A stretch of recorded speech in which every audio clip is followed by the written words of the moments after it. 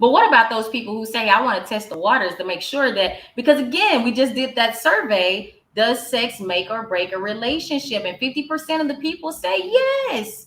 So, let's just say, to be fair, Cullen, they passed all the moralistic tests that you had laid for them within that 4 to 6 week groundwork, right? But now it's getting down to the sex part. Most women can agree with me or disagree. It's your decision. Type it in the comment sections below.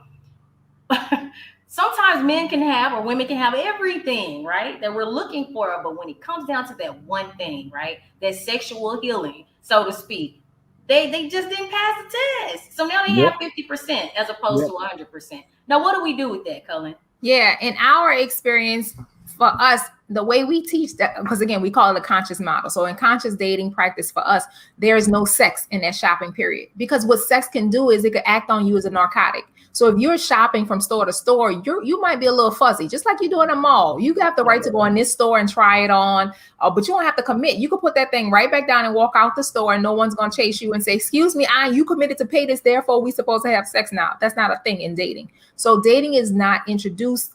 Sex, I'm sorry, is not introduced in dating. Sex is introduced when you are committed and you're going into courtship. If people are dating and having sex, that in and of itself is an unhealthy practice, because you are not getting the intel in a sober manner, because you're using a different lens. Right. And women, did you hear that? Yeah. Sobriety. It's the equivalent of going to on a the open house, and you they got the free wine in there. It's the good stuff.